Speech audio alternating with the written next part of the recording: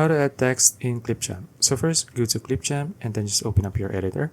So for example, this is mine and I have a video here. So let's say I want to add a text here that says sunset here. So you can just click on the text option here at the left side and then click on plain text, or you can just select any of the text styles here. So let's say I want to use this one. Click on it, or click on plus icon here to add it to the timeline. Then you can just start adding your text here. Okay, now let's just wait for it since it's buffering.